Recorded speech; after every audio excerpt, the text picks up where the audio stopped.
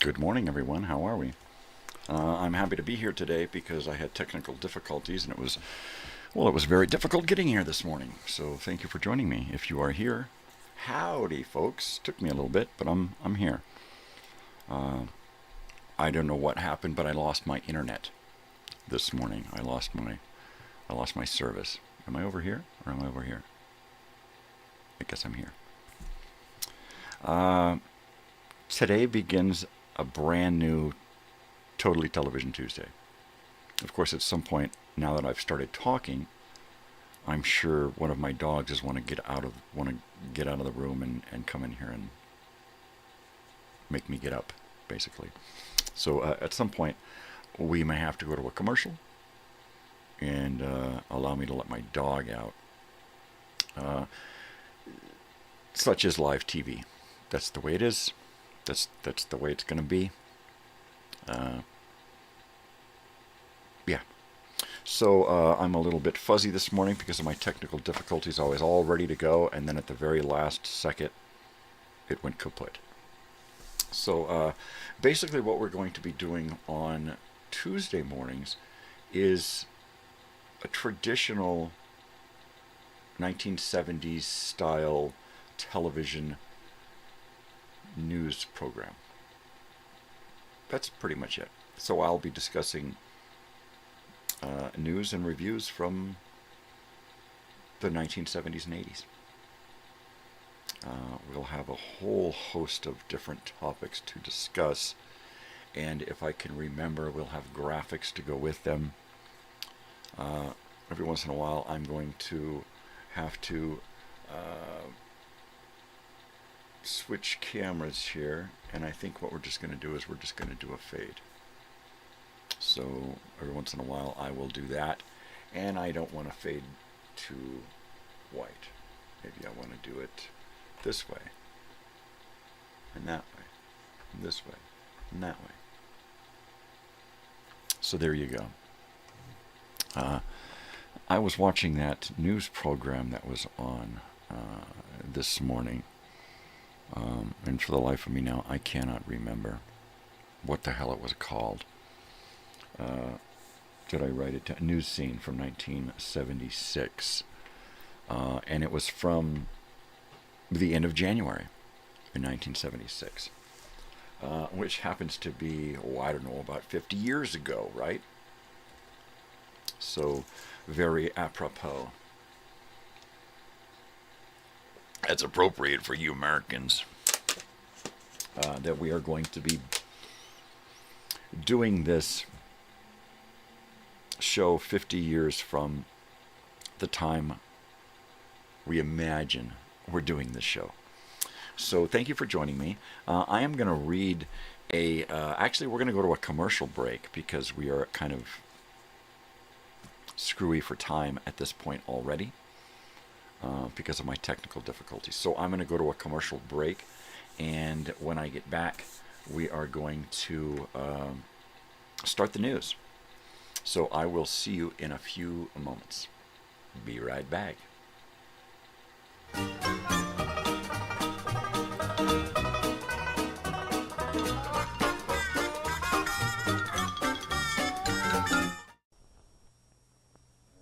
It's Tatum O'Neal in her first motion picture since Paper Moon. She's a little older Almost 12 and I'll be getting a bra soon. and ready to play the game by her rules. If I win, you play baseball for the Bears. And if I win, name it. Academy Award winner Walter Matthau. Academy Award winner Tatum O'Neal. The Bad News Bears, rated PG.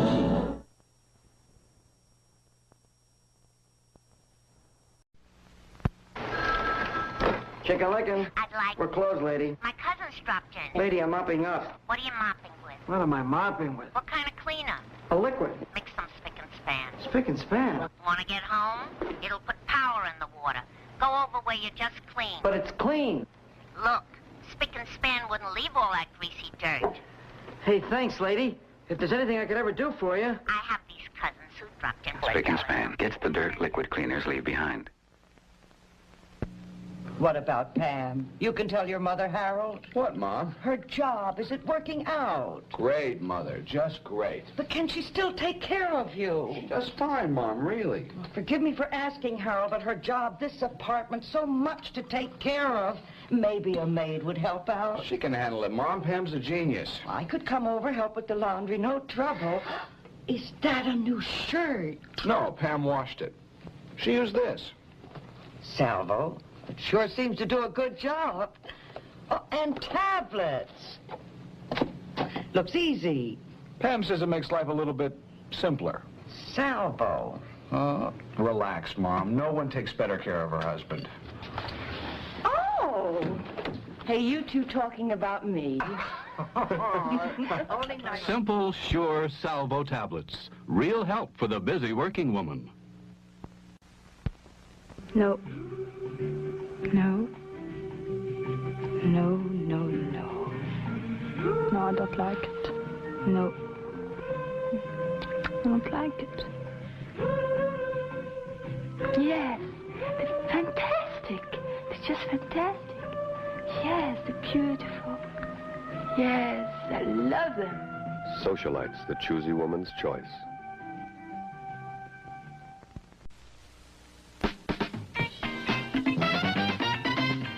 Perfect sleeper. Perfect sleeper. Perfect sleeper by Serta. Hi, I'm Joey Heatherton. Serta's Perfect Sleeper mattress is something great to sleep on. It gives you firmness and comfort. It's the perfect combination. You'll love it. Now, instead of counting sheep, you can count on a good sleep. Be a perfect sleeper. Buy a perfect sleeper, Buy a Serta. Woo!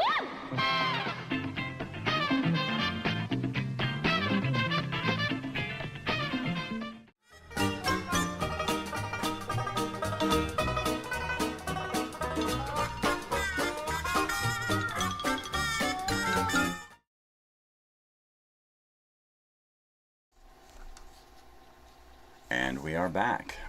Good morning, world. I am Michael, your host this morning for the news. And let's get down to it. Let me start with my first story here. January 1st, 1970. Unix epoch begins. Good morning, Southern California, and welcome to another Sunsplash Day here on the West Coast. I'm your host, coming to you live from the heart of the Golden State, where the surf's mellow, the vibes are righteous, and the future, well, the future just quietly kicked off on January 1st, 1970. Now, I know you folks were out ringing the new year on that evening prior, maybe clinking a little champagne, maybe catching some Rose Parade magic. But while we were all out grooving in the 1970s, something pretty far out happened behind the scenes. Something that might not take a front page, but trust me, cats, it's going to shape the world in ways we may not even imagine yet. At exactly 12 midnight a.m. on January 1st, 1970, a little-known system deep inside the labs at Bell Telephone, yeah, the phone company, quietly reset its clock to 0.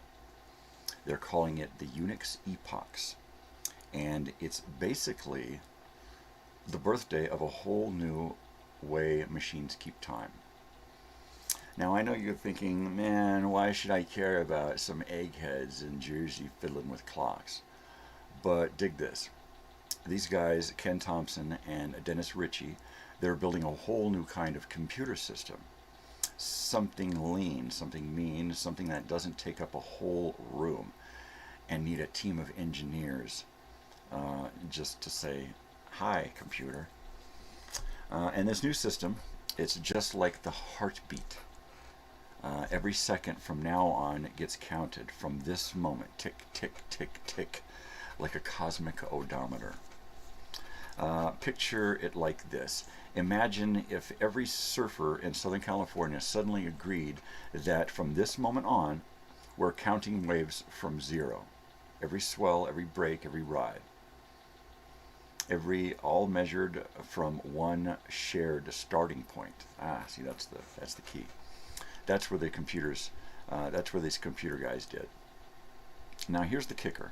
I'm telling you this as your friendly neighborhood newsman, not some sci-fi nut. This little timestamp thing, it's going to end up running everything. Banks, airplanes, radios, TVs, maybe even your toaster someday. Anything that needs to know what time it is, it's going to be talking to the Unix seconds. Right now, it's just a quiet little revolution happening in the background. But someday, folks are going to know and look back at this date, January 1st, 1970, and say, whoa, man, that's when the digital world really started keeping track, man. And they'll sound like that, too. So while the rest of the country is waking up to a little New Year's fuzziness a couple of weeks back, somewhere in a chilly lab back east, a couple of engineers just kicked off the future. And here in sunny Southern California, we're just catching the first warm breeze of what's coming. So there you go. And that's the Unix epochs. And of course, it's taken over, man. It's taken over. It controls everything now. Everything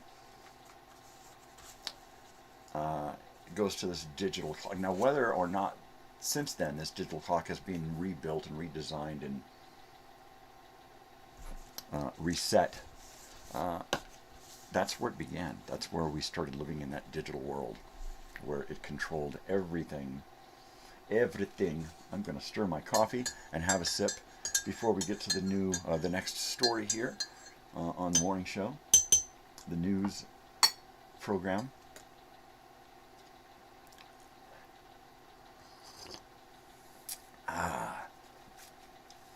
Totally.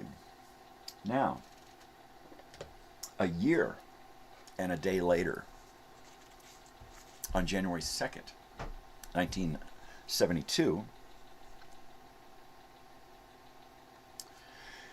in a move that's sending shockwaves through the broadcast world this morning, the federal government has officially pulled the plug on cigarette advertising across all American television and radio stations. That's right. As of last night, at the stroke of midnight, the Marlboro Man, the Tatum Twins, the cool menthol breeze of it all, gone from the airwaves. This decision comes straight from Congress and the FCC after years of medical reports, public hearings, and a whole lot of pressure from health advocates who've been saying, hey man, maybe we shouldn't be selling smokes like candy bars, man. And just like that, the end of the cigarette jingle is over. The final cigarette commercial aired that ever to air on television, aired on the United States television, ran during The Tonight Show starring Johnny Carson, just minutes before the ban took effect. A real curtain-closing moment for cigarettes. One last puff before the lights went out.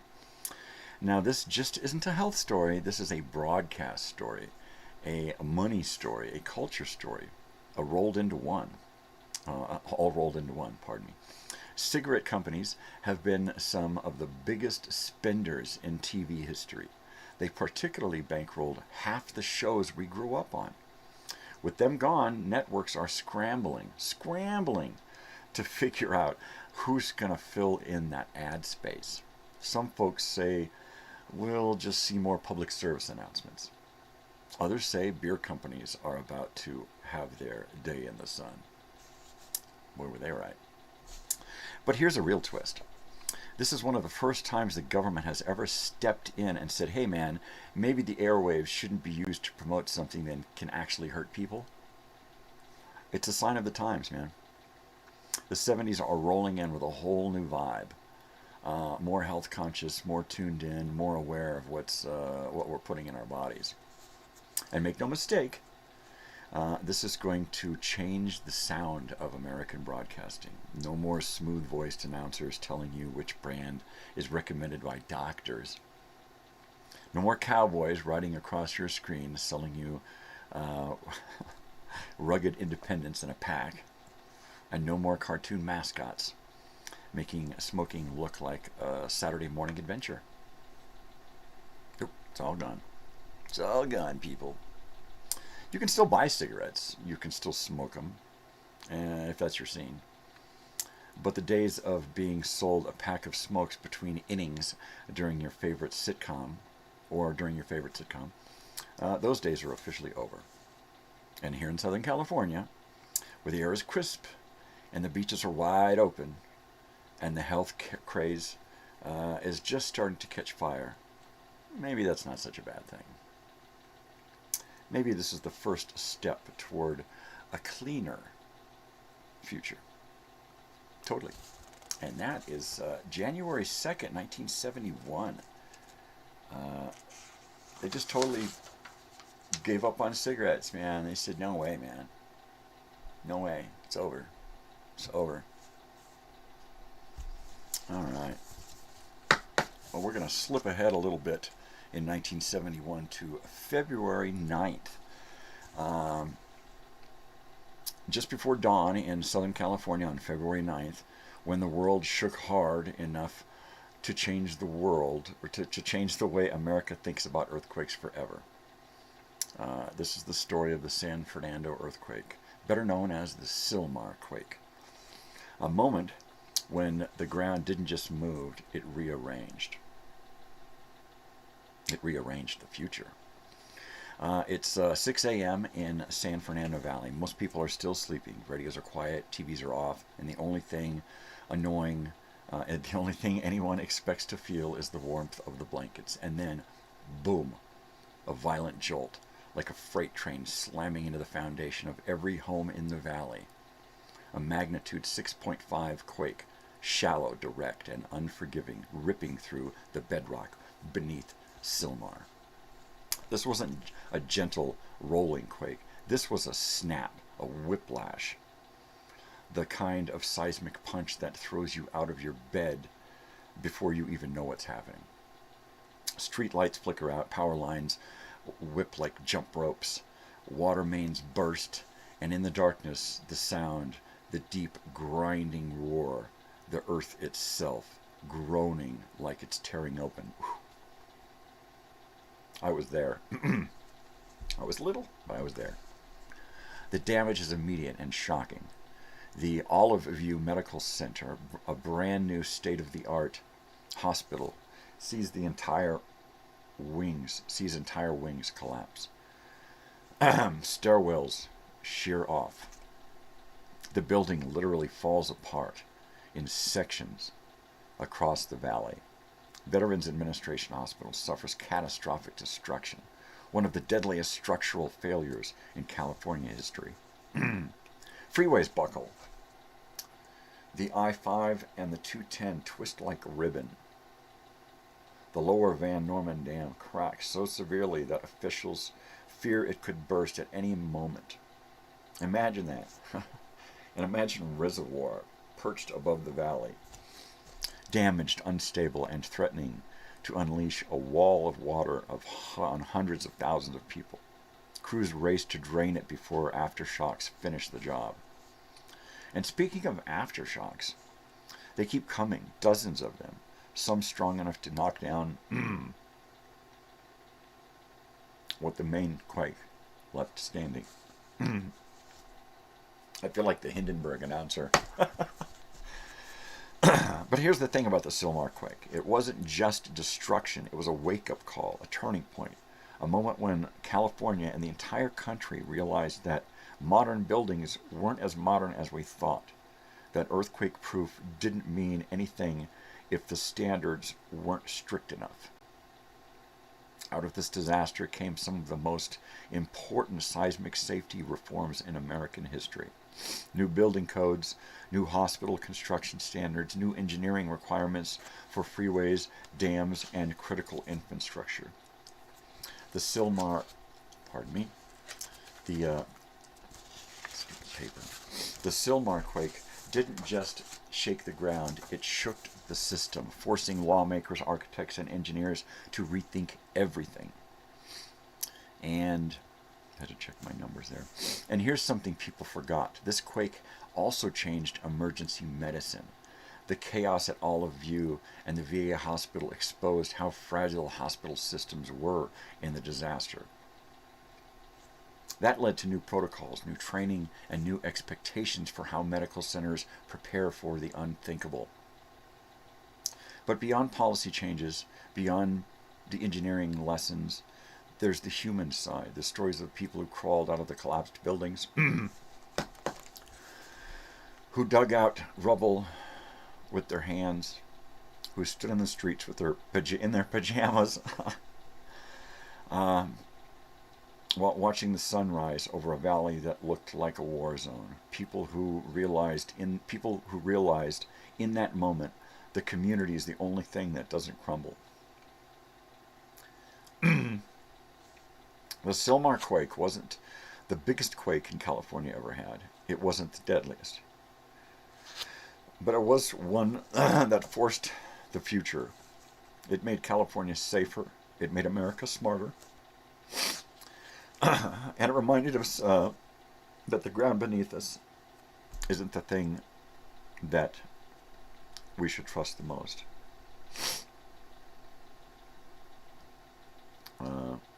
And it can change in a single second. All right. I want to pardon myself and excuse me, please, for that outburst. I'm going to leave the graphic up there because on February 9th, 1972, my mother grabbed my brother and my sister and I out of bed and dragged us into a doorway of a house in Altadena. And it wasn't as bad as Sylmar, but my father's, while we were standing in the doorway and the house was just going crazy, my father said that he looked out onto the street and the street was rolling. It was a wave. The street was a wave of destruction. It was shortly after that we moved out of Altadena and we moved into the Sierra Madre Canyon. I am going to take a break so that I can get my act together. And I will be back after these messages from our sponsors.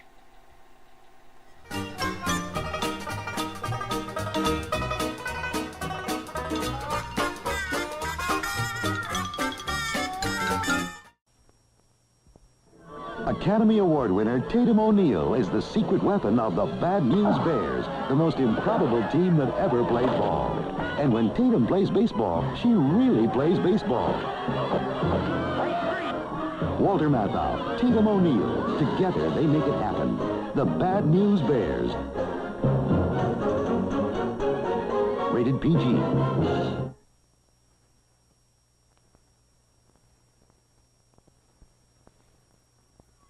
Walter Matthau taught the Bad News Bears everything he knew about baseball.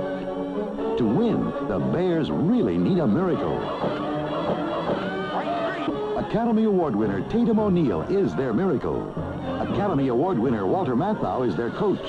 Together, they make it happen. The Bad News Bears. Rated PG.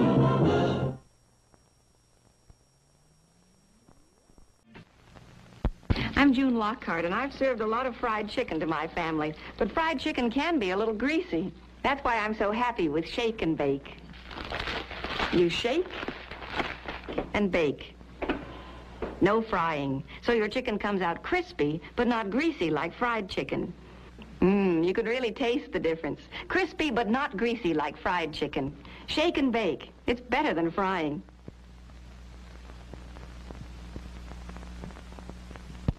You know what I tried? What? Pristine. Pristine? Feminine hygiene spray. Oh, that's right. How do you like it? I like it. I use it every morning now. Does it really do anything for you? Yeah. It lets you feel fresh and it lasts a long time. You think I'd like it? Gee, I don't see why not. Pristine Spray Mist or soft new Pristine Spray Powder. They both last a long time.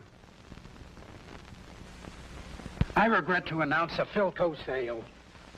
Everyone knows in a sale you sell your slow movers, but some genius put our best sellers on sale. This big screen color console, automatic fine tuning, high bright color tube, Philco reliability. You'd pay a lot, right?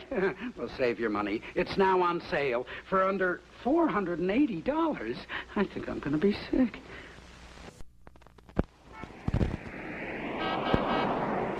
Bill Bailey may be the luckiest night watchman in the world.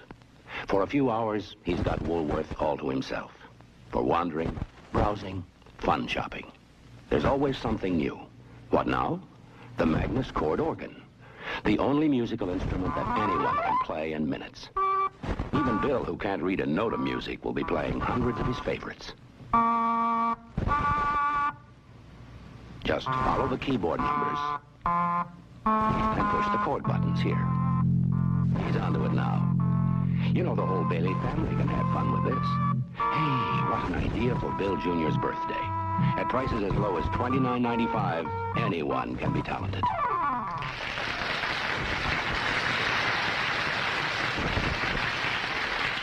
A Magnus organ is really music to your ears, especially on Woolworth's layaway plan.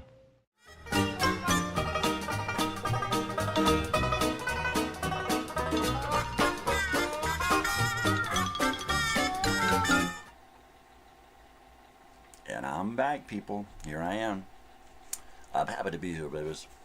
I want to apologize about my little outburst back then, but tragedy seems to get the better of my emotions. So there you go. Let's get on to a slightly different kind of topic, and let's talk about the Rubik's Cube. There we go. January 7th, 1980.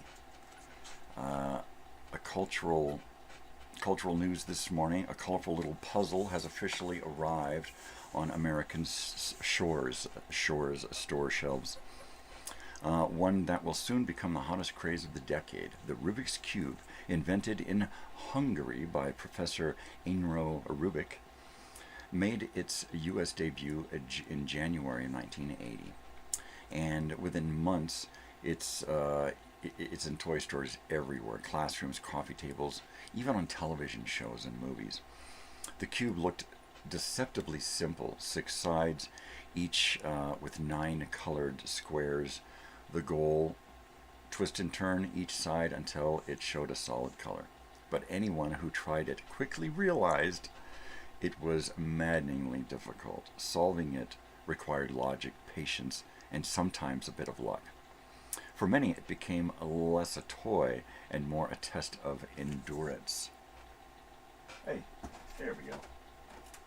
There's my Rubik's Cube here. Good old Rubik's Cube. I know nothing about the Rubik's Cube, and I know how to do this, and I know how to do that, and turn it, and I could probably line up a color on occasion, but there I got an orange stripe there. Let's see, what do we got here? We got this one there. We got another orange stripe here, but it's in the wrong place. So we got to twist it and turn it and twist it, and oh, now I got almost a T here. It's crazy. It is maddening. By the end of 1980, the Rubik's Cube had become a global phenomenon.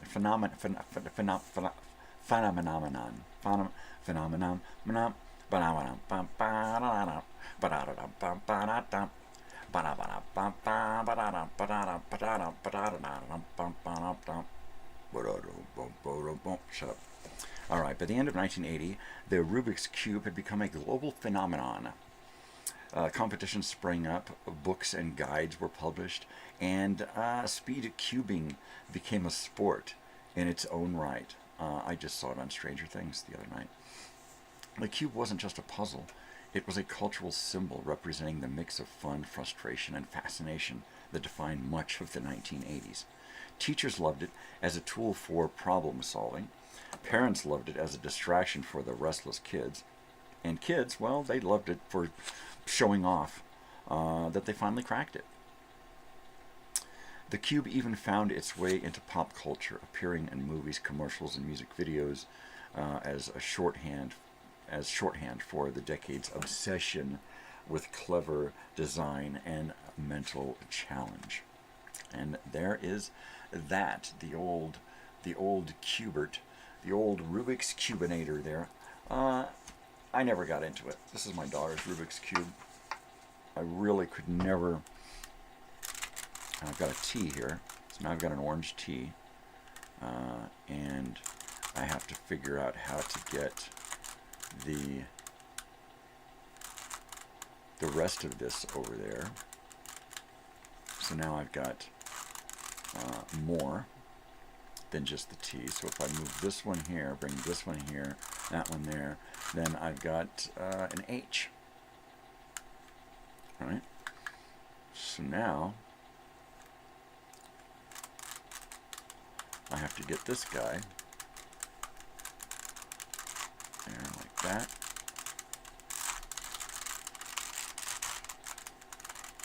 And now we've got an M. And I've got one more orange here. And this orange here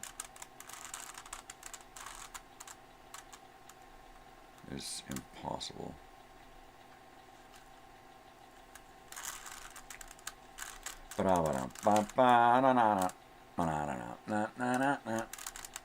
I know that Joey is good at this.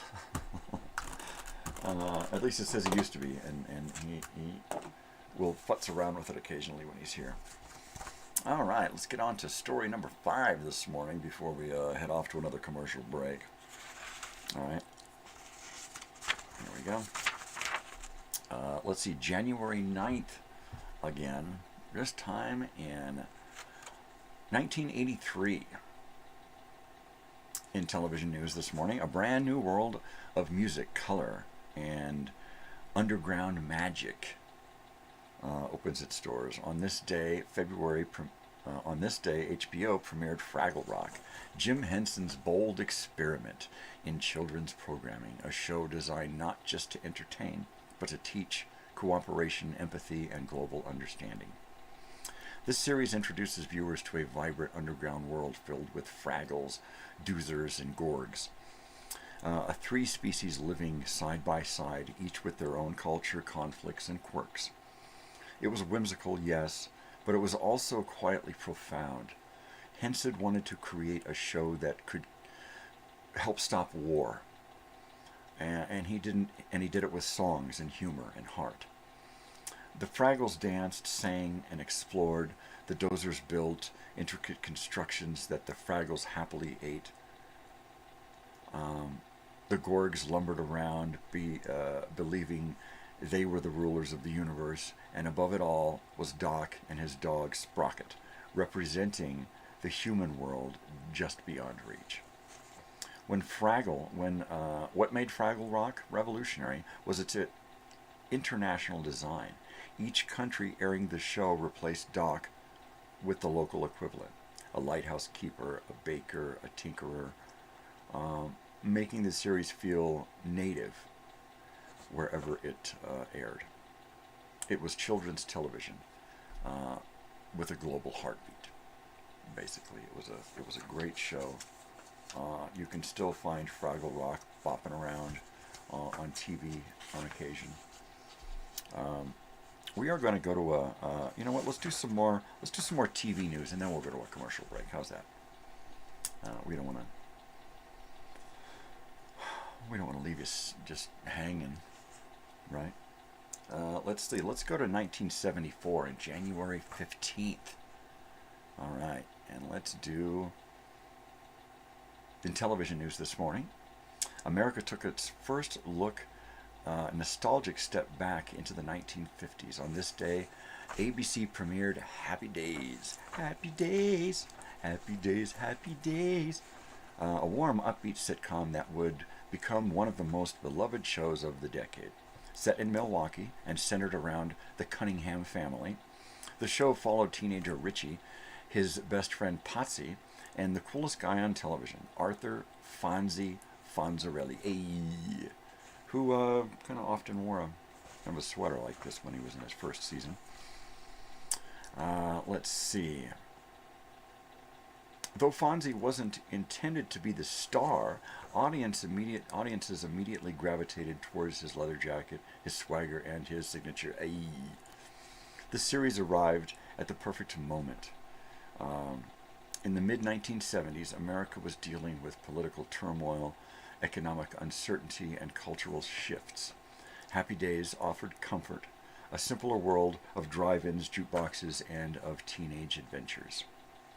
It was a time capsule wrapped in humor and heart. By the late 1970s, the show was a ratings powerhouse. Fonzie became a cultural icon, inspiring everything from Halloween costumes to lunchboxes. The show also launched multiple spin-offs, including Laverne and Shirley, Mork and Mindy, and Joni Loves Chachi, making it one of the most influential sitcom families in history, in TV history. And I love the show. Let's finish with some. You know what? We better get to a commercial before it gets too late here. What are we on? Commercial break number 3. Gosh, I hope I'm right.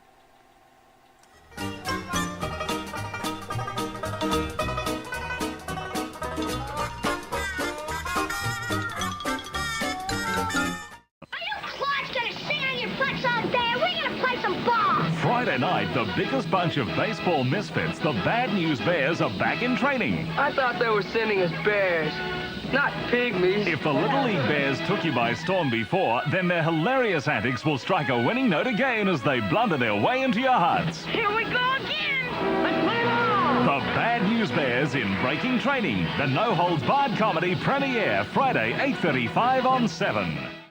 9:30 tonight on Parkinson. Jacqueline Bisset reveals a secret wish, while composer Henry Mancini makes a confession, and world-acclaimed tenor Placido Domingo entertains us with his magic voice. Don't miss Parkinson, 9:30 tonight on 10. You know, some people like to tell you painting's a lot of fun. Me, I reckon it's hard work. That's why I figure if I do the job right in the first place, it doesn't need to be done again for a heck of a long time. And that's why I stick with Dulux Weather Shield and this new color guide that captures all of nature's colors. Besides, gives me more time to enjoy what I really like doing. If it's worth doing, it's worth Dulux. At every national Australia bank right across Australia, we know that becoming a bigger bank is one thing. Building a better bank is our real challenge. At each of our 1,300 branches, you'll find a team building a bank that can help you with everything from daily transactions to sound, long-term financial advice. National Australia Bank, not just a bigger bank. We're building a better bank. It's different kinds of people that make old Melbourne tick. In working blues and business suits and some in ultra chic. Melbourne full of flavors, a town with taste supreme. Big enough to have our own Melbourne margarine. Rich and pure, it tastes like gold and spreads just like a dream. Melbourne big enough to have our own Melbourne margarine. Next week on Prisoner. Meal could be your last. I've got no fight with you, Smith. Oh, like hell you haven't. I've been standing outside all the time and I never saw a thing. Who said it was the women? Are you suggesting it's an officer? Righto, Mackenzie, you're out. About time.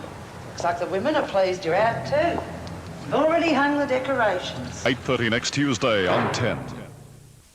Digging it down under. It's on right now under the Big Top in Batman Avenue. 39 computer-controlled projectors and 5,000 watts of stereo sound in an hour-long experience you'll never forget. 25 years of great Aussie rock from Johnny O'Keefe to Men at Work. Over 100 artists bring back all the good times of the 50s, the 60s and the 70s. It's the show that everyone's talking about and it's only on through Moomba. So get yourself there while the fun still lasts. Brought to you by Channel 10 in association with 3XY, Kodak and Philips.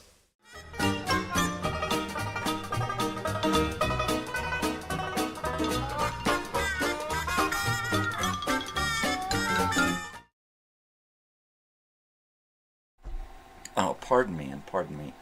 Pardon my old graphic there. I was taking a break. Speaking of break, I might have taken that break a little prematurely. Because now we got to go about like 20 minutes past the hour, which means we got about a half an hour here just to hang out. I do hope you're enjoying the new format.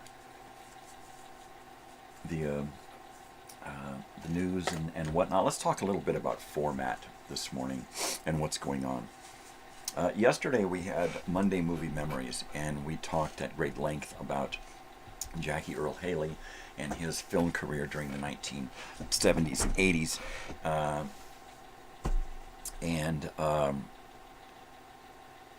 That's pretty much going to be the norm for Mondays. Is we're going to grab onto an actor or actress, and we're going to kind of wrestle down their career and their beginnings and their from the 70s and 80s. We're probably going to be looking at most actors from back then, their first couple of decades, because I like to stick with the younger actors. Jackie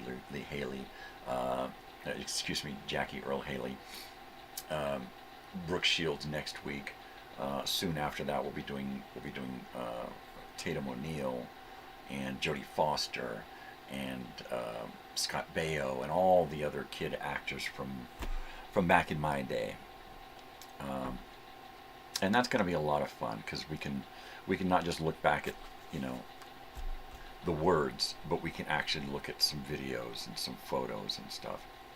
And it's a lot of fun to put these shows together. Right now, I'm spending pretty much all of my time, spare time, putting shows together, but more so putting the show together so that from every week now on, I'll need to do less and less and less to actually get a show together. Right now, it's taking me about 4 hours plus to put a show together and then to get it on my software so it's ready to bring up. If it were the 1970s, it might be a little bit easier. We'll just stick some tapes in and run some video. Here it's not that easy. This morning, Jackie Earle Haley is still acting today, as I see on my message board here. The fax lines are open. Of course, I forgot to bring in did I bring in my graphics? I didn't bring in any graphics this morning here. But fax lines are open. Operators are standing by to take your messages and to offer you free subscriptions. So be sure to check that out. And at some point, I will. In fact, let me get my information now. What do I got here? I need to bring up a keyboard here. Since we have a little bit of time to kill this morning. Oh yeah, he died. See on the message board again from William out there in the East Coast. He says that he does more acting today than he did back then, and yes, that is true. That is totally true.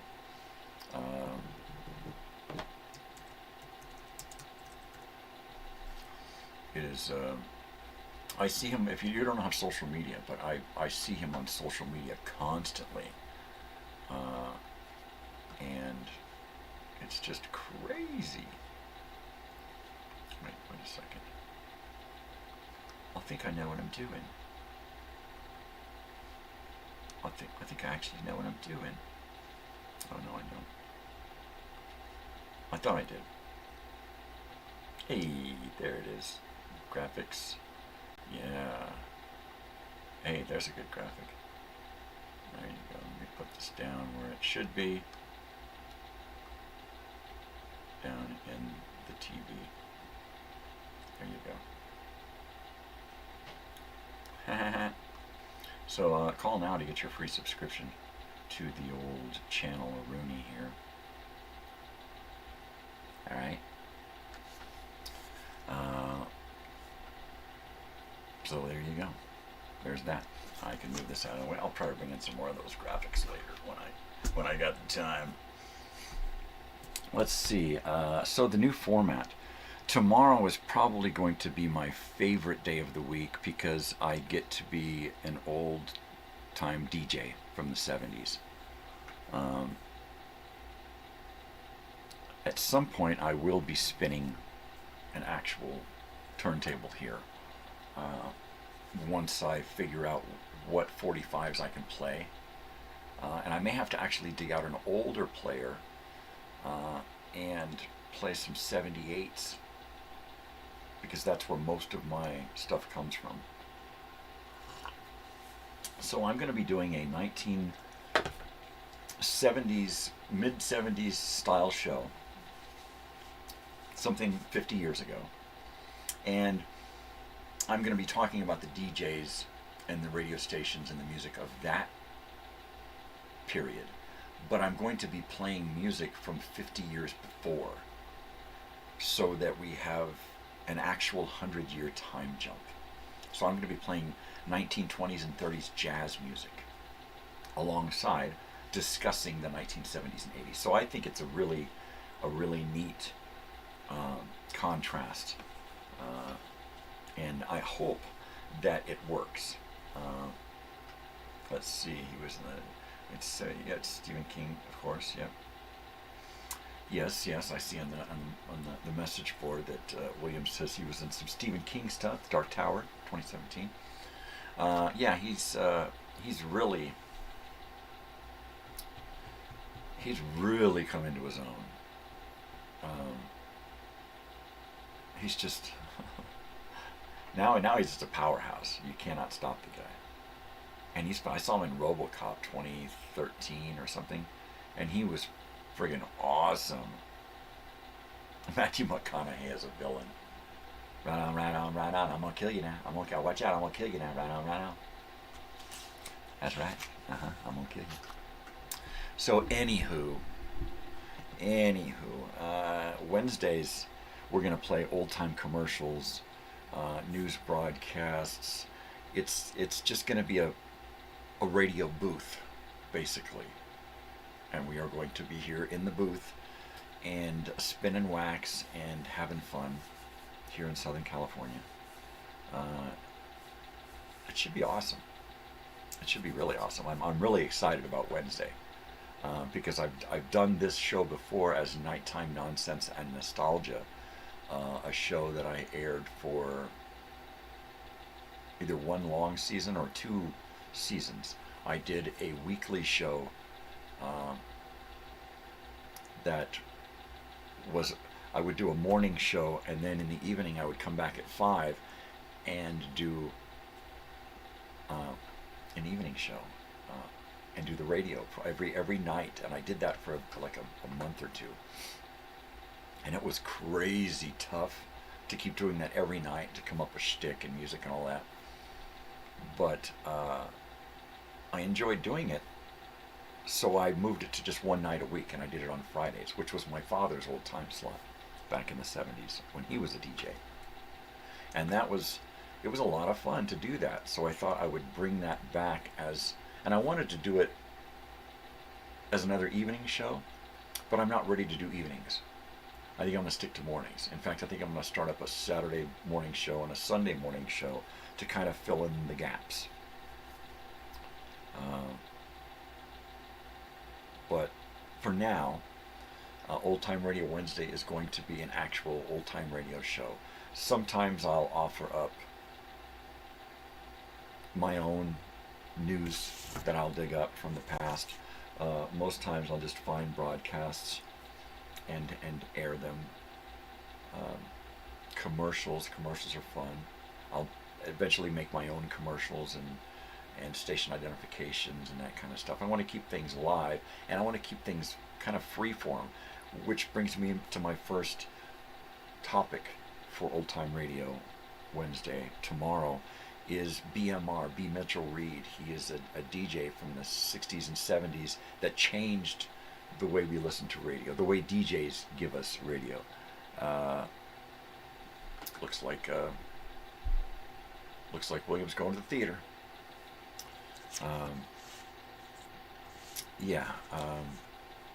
It's gonna be a fun show to do.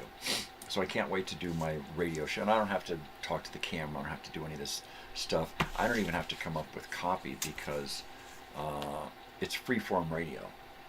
And I'm just going to go wherever the airwaves take me. So I hope that's going to be a fun thing for everybody to watch and listen to and enjoy. I'll do old-time radio shows, little snippets, you know, some little short radio shows, 10, 15-minute radio shows from the past.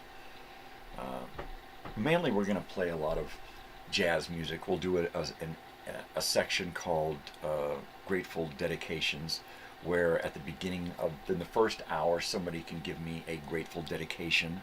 Get it? Get it? And then I will find that song somewhere and hopefully add that song to that show. So there'll be a dedication. Get it? Grateful dedication. I get it. I get it.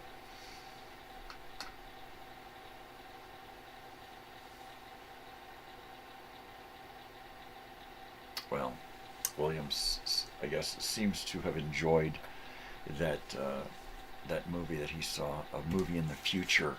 Some movie in the future. It is the top of the hour here. It's 6 a.m.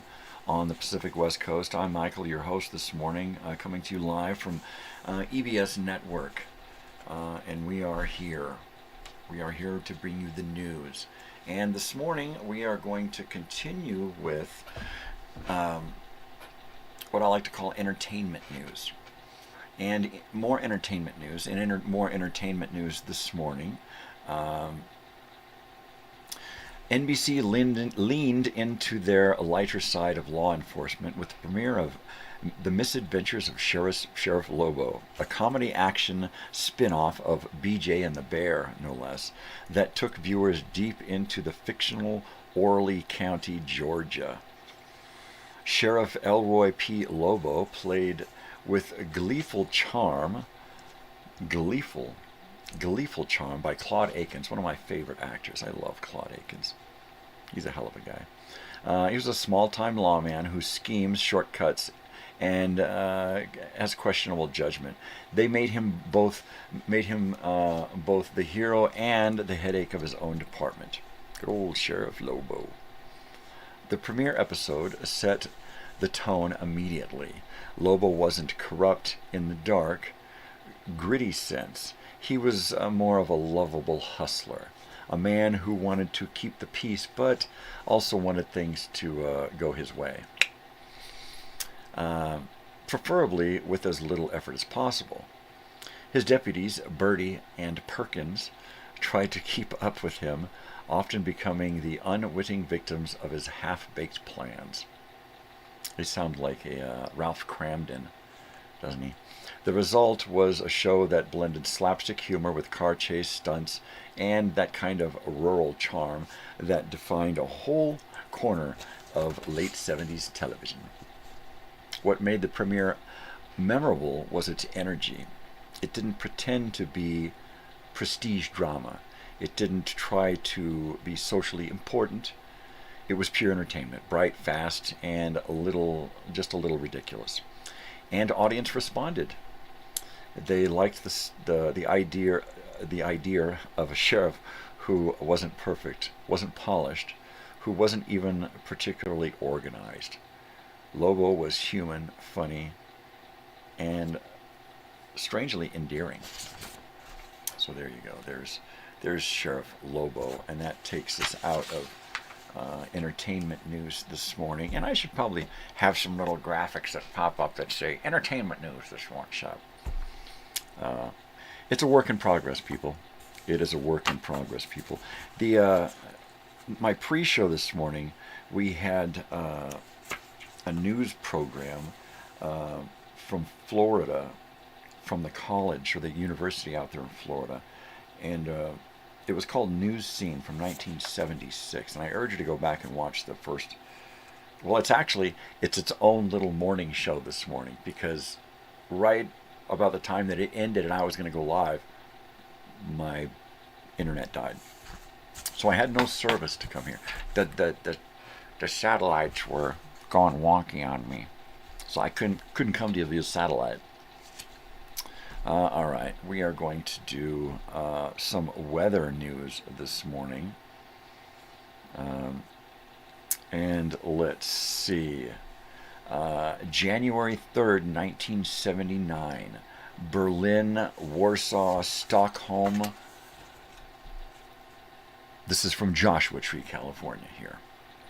Europe woke up this morning to a winter storm so massive on January 3rd, 1979.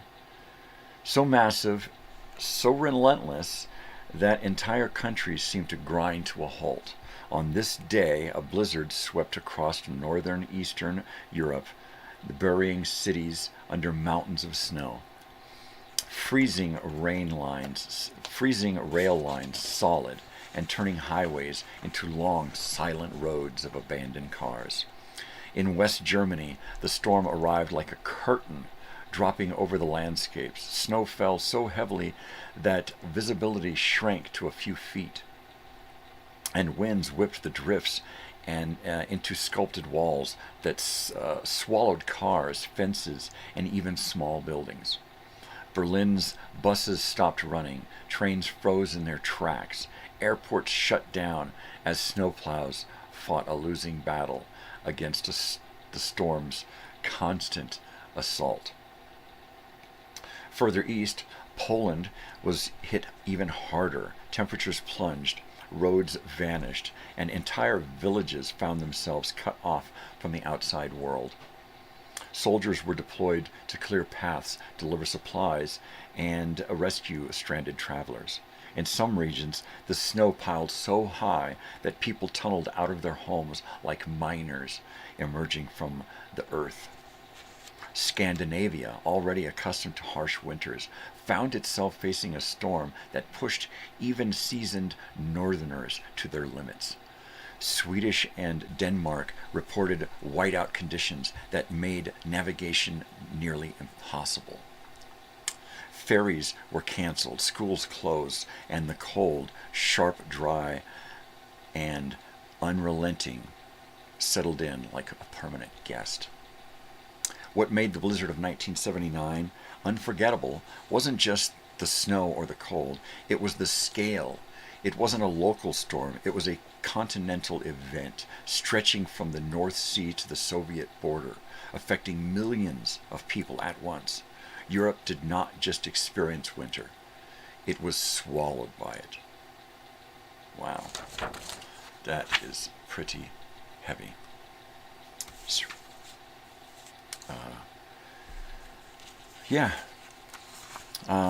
Let's do something a little bit on the lighter side of the weather.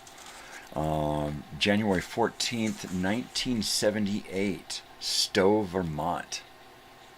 On this crisp January morning, the people of Stowe gathered at the base of a snowy hillside for the most delightful, chaotic winter events New England ever produced. The Cowbell Ski Sprint. It was an official race. It wasn't an official race.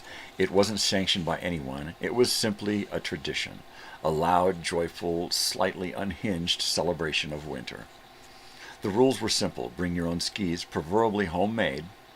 Wear whatever outfit makes you feel fast, warm, and ridiculous. And most importantly, attach a cowbell somewhere on your person.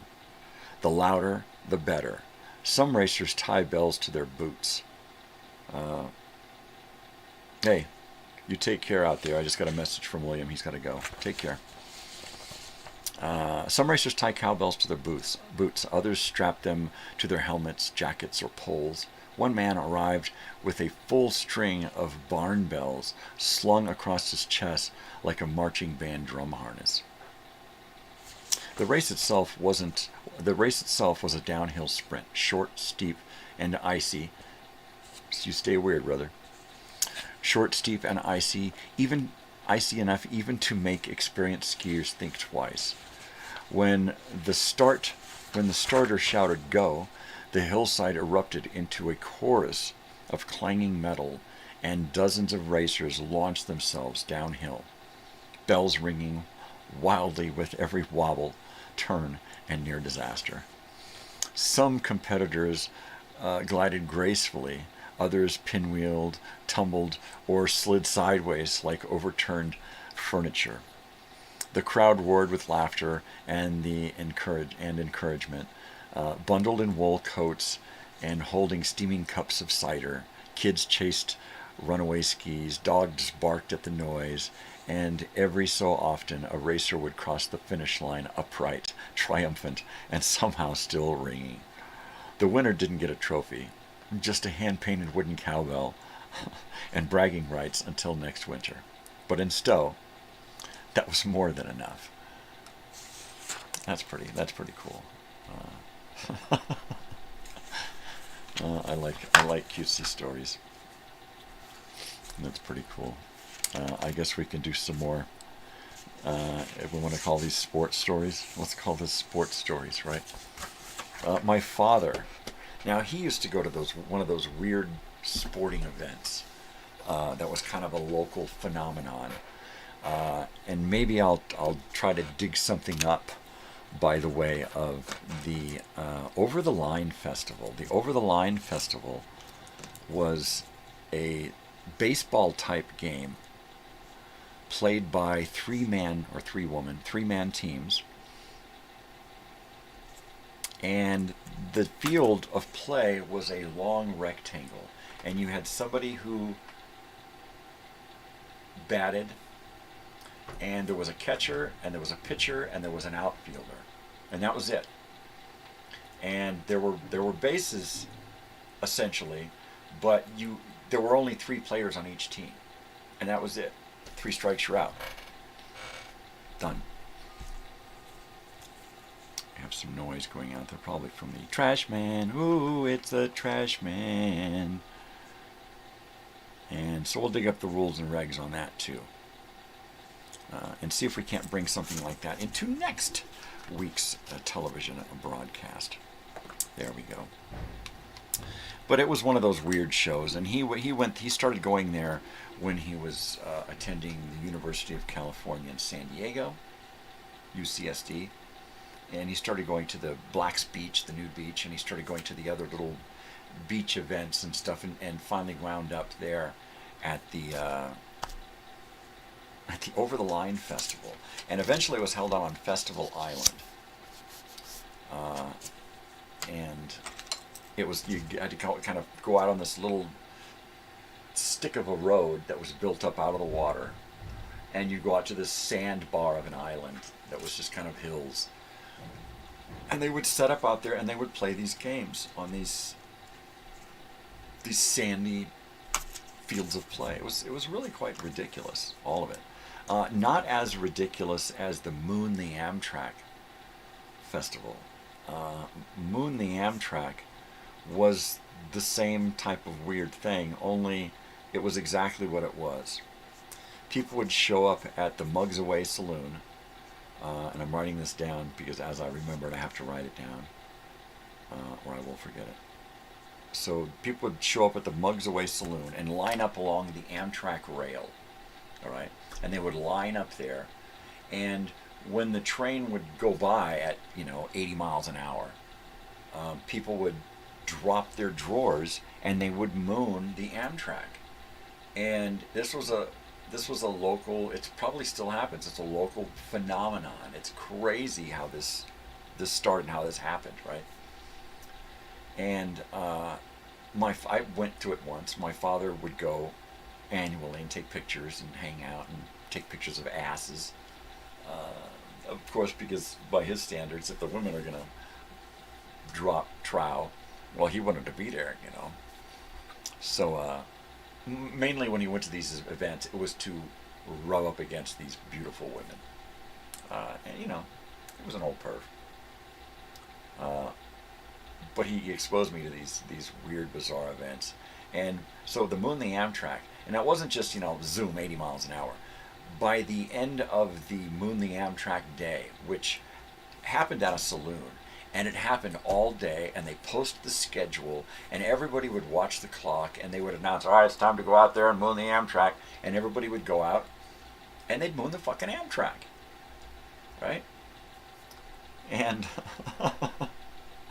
I'll be damned if by the end of the day that Amtrak wasn't going by as slow as it could fucking go by the Mugs Away Saloon to get pictures of all those asses aimed up at the train. It was hilarious, and no fooling. And then by the end of the day, come the evening time when there's still drunk people out there passed out on the ground with their asses. People would pass out on the ground and they would just, hey, he's boarding the Amtrak, take him out. Oh, it was a beautiful thing. It was beautiful. So I'll try to dig up some video on that as well and add it to the program. Yeah, let's do one more. Let's do one more kind of weathery related sporting stories here. January 7th, 1981 in Sandpoint, Idaho. On this icy January morning, the people of Sandpoint, Idaho gathered along a snow-packed main street to witness one of the most delightful, absurd sporting events in American West. The annual, you got it people, the annual outhouse race. Yes, outhouses. Real ones.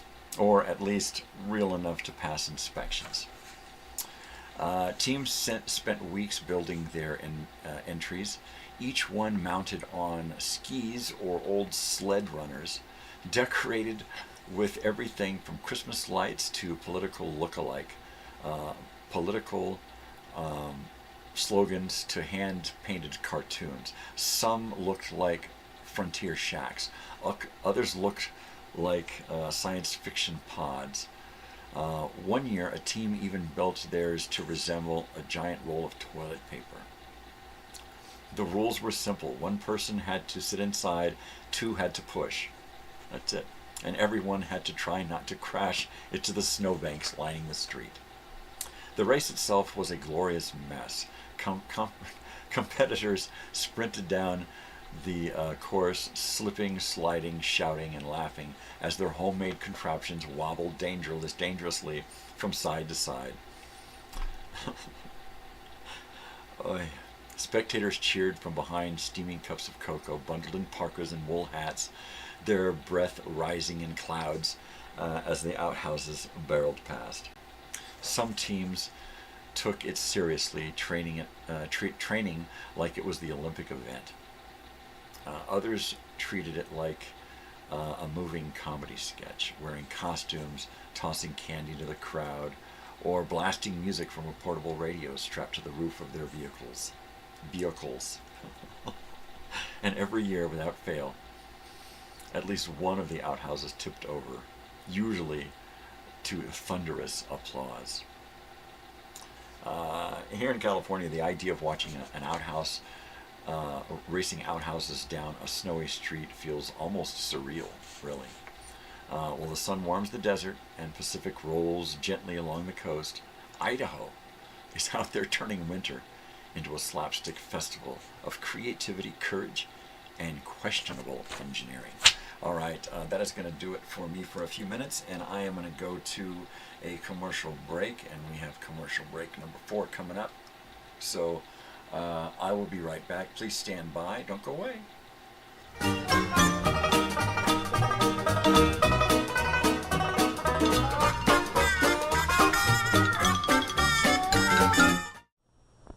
Baseball is a sport that brings out the best qualities an athlete can have.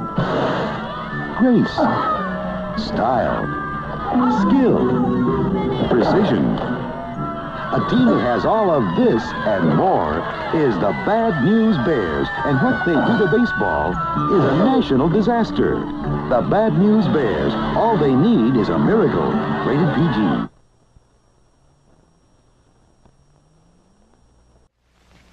Yes, I used to use Aerowax. If they've added plastic or something that gives a better shine, I'll use it again. A shine that lasts is all I want. Plastic?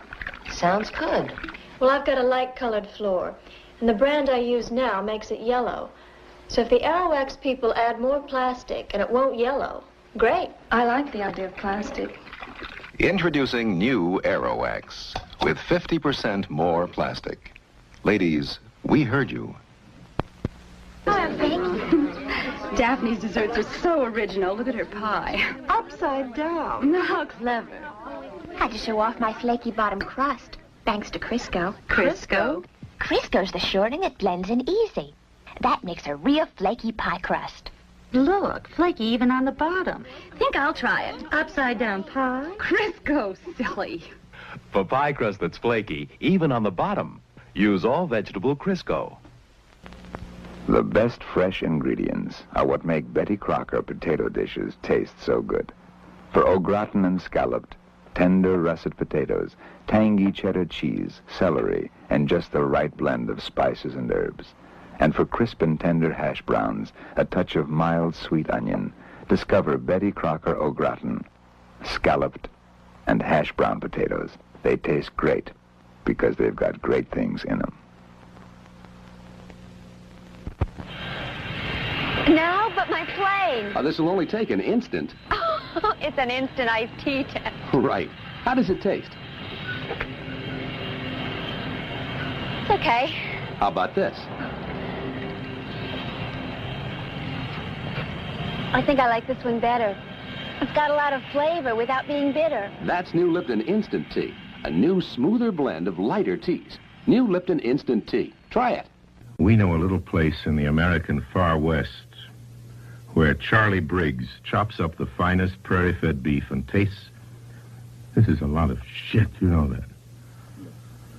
You want one more? Yeah, more on what, beef? You missed the first beef, actually, completely. What do you mean missed it? You're emphasizing prairie-fed. But you can't emphasize beef. That's like his wanting me to emphasize in before July. Come on, fellas, you're losing your heads. I wouldn't direct any living actor like this in Shakespeare. Hey, Green Giant! Got anything that won't run? Sure, said the giant. The butter sauce on my niblets corn. It used to run like this. Boy, that runs good. Not anymore. Now it clings. So folks get butter sauce and crisp niblets corn on the same fork. Just put the cooking pouch in boiling water and serve up delicious Green Giant Niblets brand corn in the butter sauce that clings. It won't run. No wonder tain't plugged in. Ho, ho.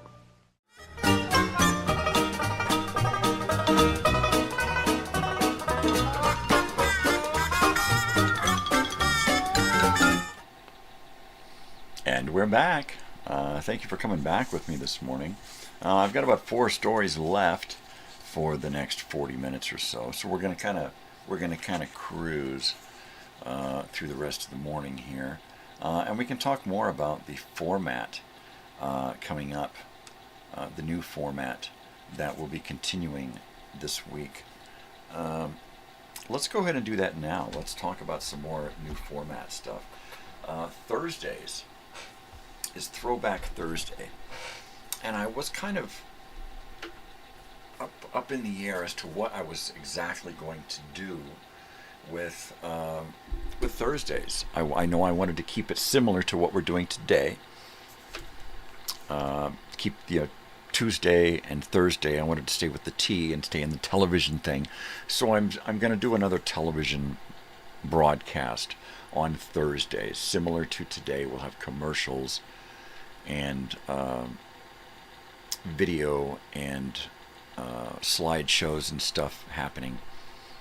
But we're going to be discussing all of the products that they were selling us back on TV back in the day. Kind of a consumer advocacy show like Fight Back with David Horowitz, or kind of a Ralph Nader type thing. But we're going to talk about the products. On occasion, we will actually bring the products onto the show and use them and play with them. Display them, test them out. And we'll also be talking about recalls from the past and consumer alerts and other consumer news from the 1970s and 80s, of course. So that's going to be an interesting show, and I've already put the show together. It's in the can. It's waiting. So tomorrow is Wednesday. Thursday and Wednesday we're going to have fun on the radio. Thursday we're going to come back to the TV, and Fridays is, at this point, it's my least favorite day because it's just me. It's just a regular show, back to the original morning show where we just sit and we talk. But we're going to talk about not just me and the past, but we're going to talk about the stuff during the week and how it does kind of tie into my past. So, and everything does. And already this morning you've seen by the tears in my eyes that whole Silmar Quake thing really hit me hard. So we're gonna kind of go into more of that time period and discuss more of what was going on back then. But we'll also be using what we've learned throughout this week to help us have a little bit more fun. So that's going to be great. I can't wait to get through this week and to take what I've learned and give you an even better show next week. It's going to be awesome. It's going to be awesome sauce. It's going to be fun on a bun. At least I hope so. And the more the merrier. So subscribe now. It's free. It's free. All you got to do is call. Right? There's 555. Call now. And you get a free subscription. Operators are standing by. And I think we should get back into the news this morning. And we are on the 11th of, what do we got? 14 stories this morning. That's a lot of stories I had to put together. In fact, my daughter had to order me a new printer last night. The printer that we have behind me it just crapped out. Decided to stop working. So in order to facilitate working and having a show next week, we had to get a printer this week. So hopefully it'll be here Thursday or Friday, and I can continue. And it came with like a month's worth of free ink, which will last me about a day. I'm almost to the point with the show that I won't have to do as much every day to get ready for the following week's show. Yesterday I spent most of the afternoon and morning putting together elements for next week's Monday Movie Memories show, and while it took a while, a lot of the stuff that I was doing really kind of carries over, and I don't have to do it again. You know, I'm going to have to come back into my program here at some point and rearrange everything, because I'm trying to organize my files as well, and everything that I want to be on my OBS software here, I need to drop into an OBS file so that each day's program that has all of the commercials and the graphics and everything and my dialogue ready to print, it'll also have everything that I need just in that one file for that one day. It'll have an OBS file, and every day of the week will have its own OBS file, so that when I'm ready to do something different to my screen, I can drop it into that file and it remains there until I'm done with it and I remove it from my program. It's to the layman like me, it sounds really complicated, and it was for the longest time. I used this program for a year before I even found out how to use it, and now I'm having a lot of fun with it. I'm really having a lot of fun with this whole going live thing. We are going to do another story here, and January 4th, 1981. Find my right video here. January 4th, 1981. In social affairs news this morning, a new First Lady is stepping into the spotlight with a message that will echo through the decade. Oh, yeah. Just days before her husband's inauguration, Nancy Reagan began shaping what would become her signature cause, the fight against drugs, though the official Just Say No slogan would not be unveiled until later, Yeah, its roots trace directly to this moment in January 1981, when Mrs. Reagan first spoke publicly about her determination to make drug prevention a national priority. The timing was critical. America was entering the 1980s with rising concern about youth culture, addiction, and the growing visibility of drugs in schools and in neighborhoods. Nancy Reagan, known for her elegance and quiet strength, chose this issue as her platform.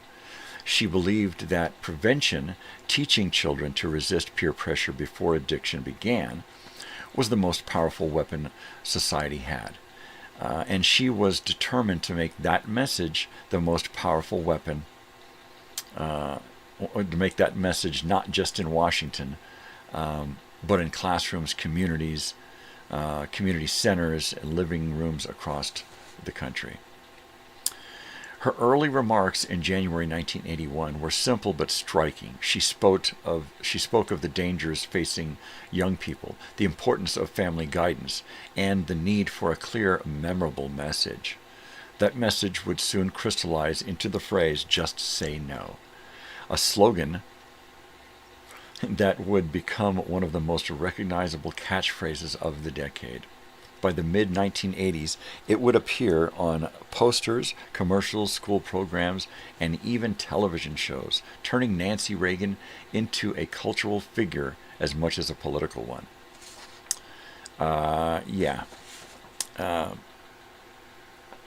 Here in California, where the entertainment industry is often interested in youth culture, the campaign found fertile ground. Celebrities lent their voices, schools adopted the program, and the "just say no" phrase became a part of everyday conversation. Whether praised as a bold stand or criticized as overly simplistic, the campaign unbelievably shaped the way America talked about drugs in the 1980s. And she was all over the place.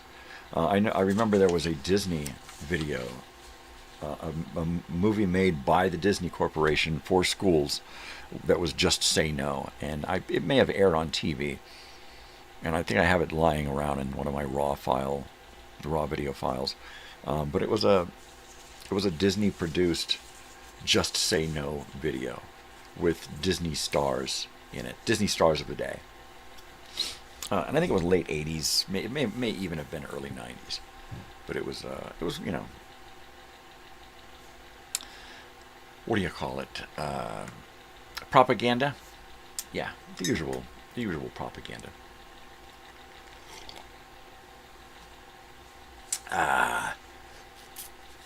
Yeah, "Just say no." It was more about convincing America that the government was doing something about the drug trade and the drug cartels when they were actually supporting them and helping them bring drugs into the country. You remember the Iran-Contra thing and the whole drugs for weapons deal? And that's there you go. Look up Iran-Contra. I think we're going to talk about that next week.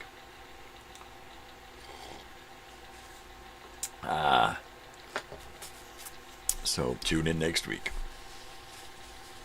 Let's do another entertainment news story. And then I think we'll go ahead and finish up we're going to finish up this morning with a couple of commercials this last half hour. I think we got 2 commercial breaks. Yep. 2 commercial breaks this last half hour. And in my last entertainment news story this morning, January 3rd, 1987, the Queen of Soul has claimed yet another crown, and this one is historic. Last night, Aretha Franklin became the first woman ever inducted into the Rock and Roll Hall of Fame, breaking a barrier that was long overdue and lighting up the ceremony with the kind of power only she can deliver. The Hall of Fame, still a young institution, has spent its first few years honoring the pioneers, Chuck Berry, Elvis, Little Richard, James Brown, the men who shaped the sound of rock and roll. But this year, the spotlight finally widened to include women whose voice could shake rafters, melt hearts, and stop time itself.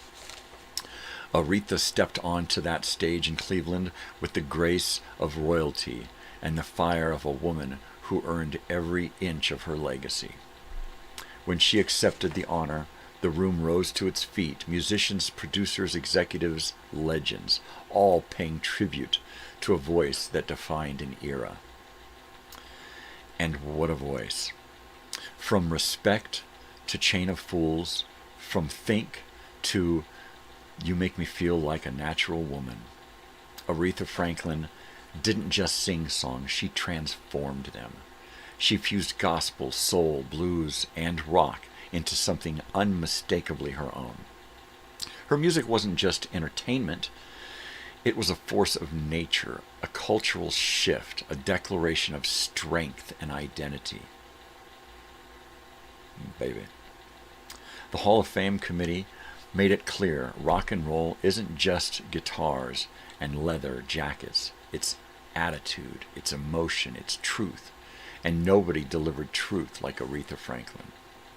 Backstage, artists talked about how she influenced them, how her phrasing, her power, her fearlessness shaped the sound of modern music. Younger singers called her the blueprint. Older singers called her the standard. And everyone agreed this induction wasn't just deserved, it was essential. Aretha Franklin. Boobity boo. I've got a couple more stories this morning, so we're going to take it easy for a few minutes. I think we got time for another. Commercial, don't we? Yeah, let's do that. Let's take another commercial break, and then I will come back with the last couple of stories this morning, and then we'll do the last commercial break, and then I'll talk our way out of the show for this morning. Because once I get this show wrapped up, I can start working on next week's show. And I've got some great topics. Topics that were just as probably even more important than the ones we've been discussing this morning. I really want to dive into the past and bring it to you so that every morning we feel like we're time traveling. And at some point we're going to lose this whole are we in the past or are we in the future thing. And eventually we're just going to be in the past. And as this time machine gets its speed up, we are really, really going to hit it. And it is going to be great. All right, people, I will be back in a few minutes. Enjoy this commercial break. I do. I turn on my monitor here and watch them because I love these old commercials. They are really a great jump into the past. And, of course, we've been talking about Jackie Earl Haley this week. So he's been prominent in the commercial breaks as by the way of TV promos for his movies and whatnot. All right, people, I'll be right back after this commercial break. Take care of yourselves. Don't go away, all right? All right.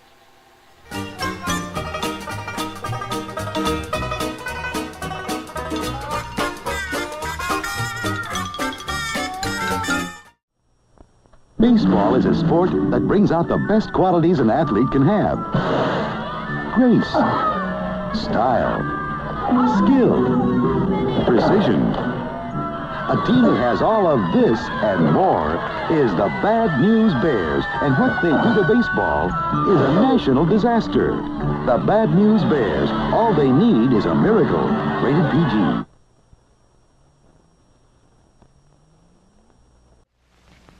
Yes, I used to use Aerowax. If they've added plastic or something that gives a better shine, I'll use it again. A shine that lasts is all I want. Plastic? Sounds good. Well, I've got a light-colored floor, and the brand I use now makes it yellow. So if the Aerowax people add more plastic and it won't yellow, great. I like the idea of plastic. Introducing new Aerowax. I had the wrong break, sorry.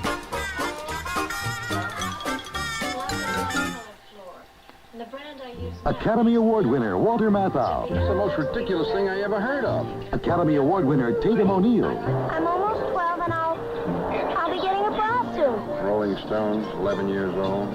I know an 11-year-old girl who's already on the pill. Don't ever say that word again. Together they make it happen. The Bad News Bears. Rated PG.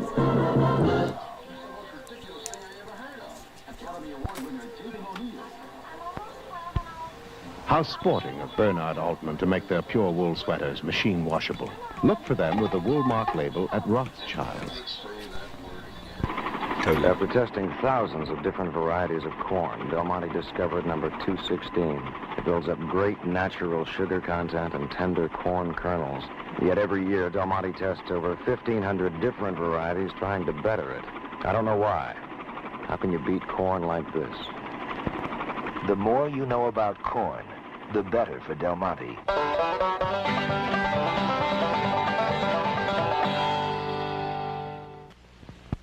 Safeguard's family album presents The Traveling Family, who went 6,000 miles on one bar of soap. No, one kind of soap. Safeguard. Come on, the whole family, the teenager, the baby used a deodorant soap? Oh, it's more than that. Safeguard helps prevent infection of diaper rash, infection of acne. You're kidding. I thought Safeguard was a deodorant soap. Best. Remember when we saw that doubleheader out of Yankee Stadium? 90 degrees temperature. And we were still fresh enough to take in Chinatown. Safeguard, the one soap your family really needs. When you give a dinner party, does it look like it rained in your dining room? With water spots, food doesn't seem nearly as appetizing. That's why you should hang Jet Dry Water Spot Remover in your dishwasher. Jet Dry Rinse Aid prevents water spots. No detergent can. Jet Dry works in the rinse cycle, where water spots form after your detergent's gone down the drain. Jet Dry, so it won't look like it rained in your dining room. Jet Dry Water Spot Remover, liquid or solid. We don't know where Jeff picked up his cold. Maybe somebody left one on the bathroom glass. Maybe not. But why not get rid of this germ carrier and put up a Dixie bathroom cup dispenser? With Dixie cups, you don't spread colds. You throw them away. Now, don't misunderstand. When you keep your bathroom dispenser filled with Dixie cups, it doesn't mean your children won't ever pick up a cold again. They'll just have to go somewhere else to find one. Let's face it. You can feel uneasy about your bathroom. Maybe it doesn't seem completely clean or fresh enough. That's why Lysol made disinfectant basin tub and tile cleaner. I've never seen that before. There's nothing like it. It foams away dirt, no scouring, rinsing, or scratching, stops mildew. And because it's from Lysol, you know it kills germs that cause odors. Fresh. Makes you proud of your bathroom.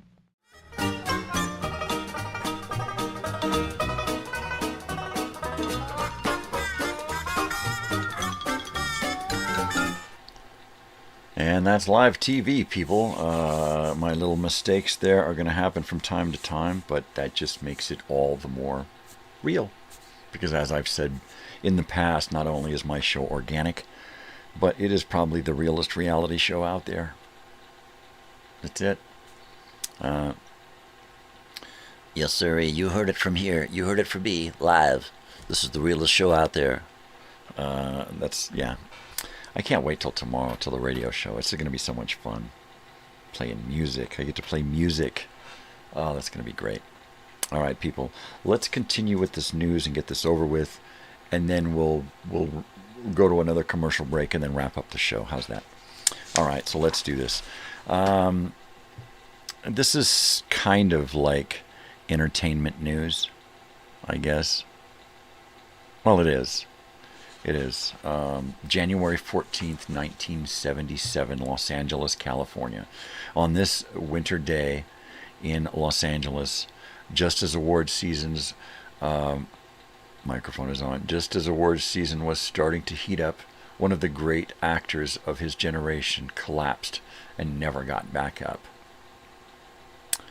Peter Finch, the British-Australian actor whose face and voice became unforgettable thanks to his role as unraveling news anchor Howard Beale in Network, died of a heart attack at age 60.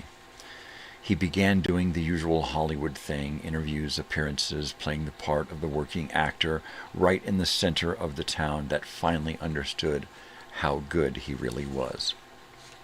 Finch wasn't some overnight sensation. He'd been acting since the 1930s.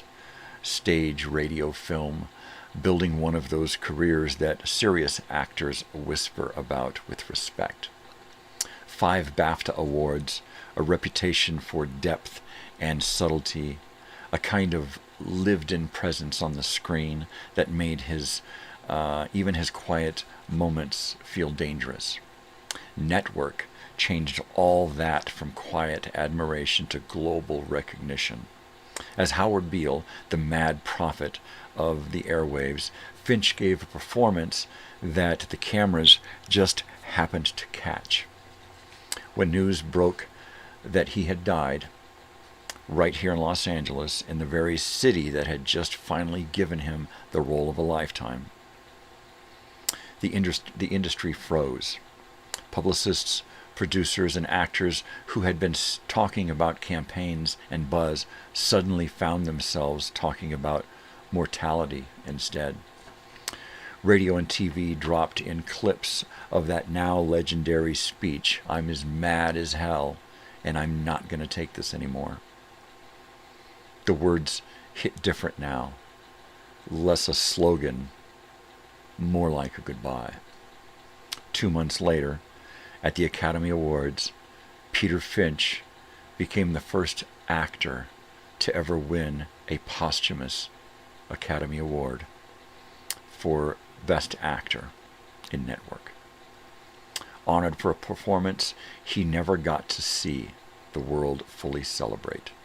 The statue was accepted on his behalf, but in living rooms across America, it felt like the broadcast itself was a tribute, a reminder of a man who spent decades doing the work, brick by brick, and then left right after delivering his most powerful statement. Peter Finch, gone. Too soon. There you go. All right.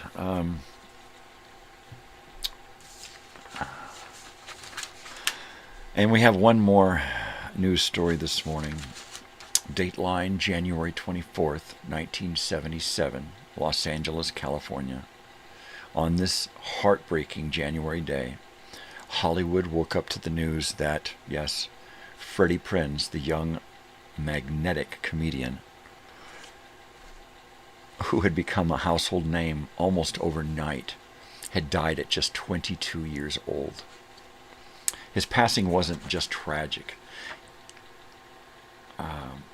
It was a cultural shockwave, the kind that leaves a bruise on the entire generation. Prinze was one of those rare talents who didn't just rise, he exploded. One night he was a teenager doing stand-up in New York clubs, and the next he was on The Tonight Show, charming Johnny Carson. And the next, he was the star of a hit sitcom, Chico and the Man. And he had that thing you can't teach. Timing, warmth, swagger, vulnerability, and a smile that could light up a room. But behind the charisma was a young man under enormous pressure. Fame, money, expectations, and the weight of being one of the first major Latino stars on American televisions. He carried all of it while still trying to figure out who he was. When the news broke that he had died, Los Angeles felt hollow. Fans gathered outside NBC. Fellow comedians cried openly. TV stations replayed clips of his stand-up, the swagger, the jokes, the joy, and suddenly those moments felt like artifacts from a life that burned too bright, too fast. Here in Southern California is where sitcoms are particularly part of the air we breathe. Prince's death felt like a loss of a family member. He was young, he was gifted, and he was just getting started. And for many viewers, especially young Latino audiences, he was the first time they saw themselves reflected in prime time. Freddie Prinze. Gone. Far too soon. And let's go ahead and take the last commercial break so we can wrap up the show, all right? I will be right back. Don't go away.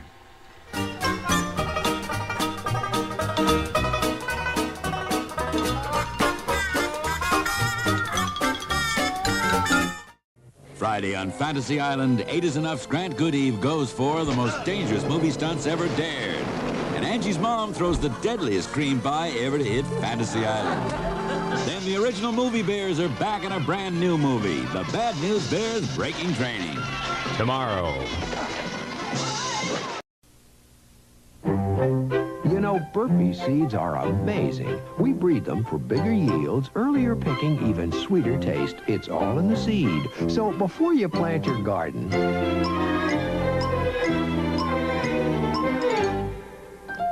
make sure the seeds you pick up at your local store are burpee. Because after all, what you seed is what you get. Burpee gardens grow. We've guaranteed it for 100 years. Just when things were getting predictable, white lightning strikes. Charged up Capri Magic for 1982. From a 5-liter V8. Capri White Lightning. Catch it because it's going fast. Now get a $750 cash bonus on Capri. Make your home a showcase without paying department store prices. Lumberjack's got everything to beautify your home at this week's interior design sale. New colors and designs for your ceiling from Armstrong's new Masters collection. Dozens of wall treatments on sale. Solid wood planks, moldings, pre-finished panels, and more. We'll custom fit any window with your choice of braver blinds, all at 30% off. Add a personal touch with commercial-grade crystal ceramic tile, just 99 cents per square foot. All this and more at the Lumberjack interior design sale. Treat yourself to the movies as HBO soars in February with a classy lineup featuring De Niro, Newman, Streisand, Dreyfuss, Lemon, Langella, Angie and Elvis. Live from Reno, Nevada, Sugar Ray Leonard will defend his title against number 5 ranked Bruce Finch. Here's a terrific chance to get HBO in your home and save $35. Call 3663-HBO tomorrow. That's 3663-HBO and save $35. The secret of life lies hidden in the genetic code. Genes are fundamental in determining the characteristics of an individual and passing on these characteristics to succeeding generations. Occasionally, certain conditions produce a structural change in the gene, which will bring about the process of evolution.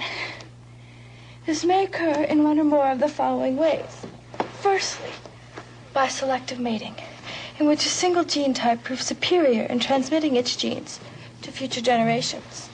Secondly, by gene drift, in which certain genes may fade away while other genes persist. And finally, by natural selection, which filters out those genes better equipped than others to endure in the environment. This may result in the origin of an entirely new species, which brings us to Calvin's and the survival of the fittest. Calvin Klein jeans.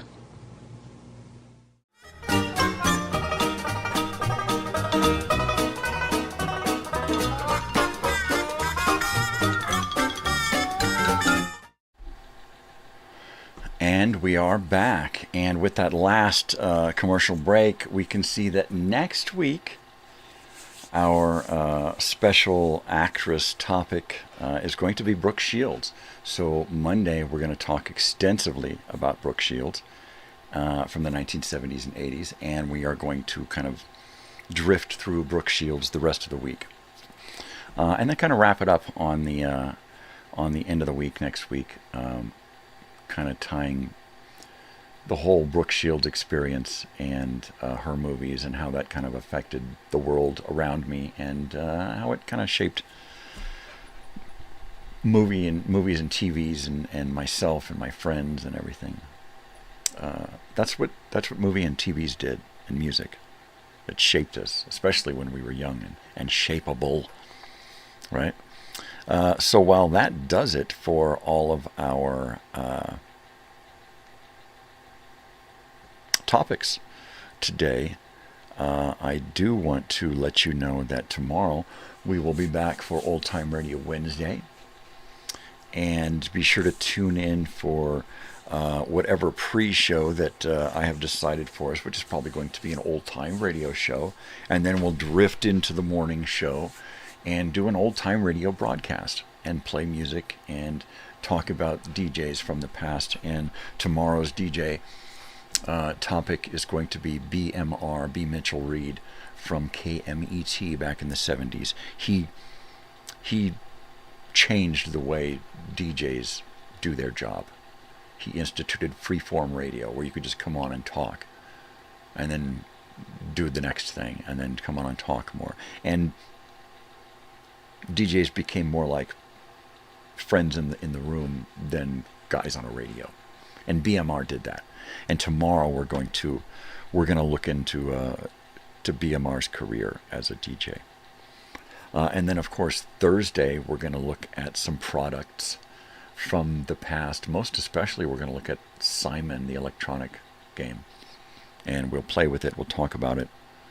We'll see what the hell the big deal is, right? And then on Friday, we're going to kind of wrap it all up with how it all ties together and how it all kind of shaped my life and our lives. Your life, his life, her life. It shaped a lot of lives, the past. And I just want to let people know that the past is still valid. Just like us old people, the past is still valid. And it still means something, and you can still learn from the past. There's no reason to block it out and get rid of it just because it doesn't make you feel good, all right? You don't have to feel good all the time. Sometimes you need to feel like shit in order to get shit done right. So take a look at the past, explore it, adventurize with me, take my time journeys with me, because it's a lot of fun by myself, but it's even more fun when I've got others enjoying it with me. So come along with me again tomorrow for another time journey into the past, in the 1970s and 80s. And tomorrow we're going to be bopping into the 20s and 30s as well. Not these 20s and 30s, but the past 1920s and 30s. It's going to be a hoot. It's going to be a hoot, people. I won't have to worry about looking at the camera. I'll just do my DJ thing. It's going to be great. It's going to be awesome. All right, people. Just like before, y'all know what to do, right? Spread peace and love, not bullshit. All right? Be kind to each other. But, you know... do something for yourself. Do something for somebody else, too. Makes you feel good, makes somebody else feel good, makes the world a better place, makes you a better person. You've heard this before. I should have this on a rolling ticker coming up. Not that we need to be reminded, but sometimes we do. Take care of each other. Community. It's all about community.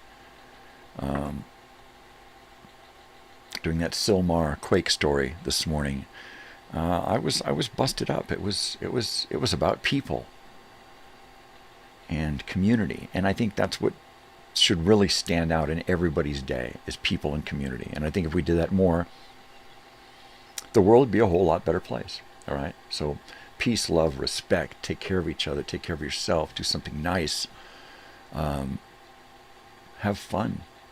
Most especially, stay weird, because if you ain't weird, ain't nobody gonna be weird for you. You gotta do it yourself. You gotta put in the work. You gotta put in the effort. Until tomorrow, love you guys very much. Thank you for stopping by, William, and anyone else that's been out hanging out in the ether. You wallflowers. I love all the irregulars that stop by and the ones who don't. I try to like everybody. I try to love everybody. I try not to hate. I can dislike, but I try not to hate. There's a big difference between disliking and hating. Disliking is the way to go. Hating is, it's just not. I hate haters, right? All right, people, take care of yourselves. Love you. And until tomorrow, adios. No, really, get out of here. Go on.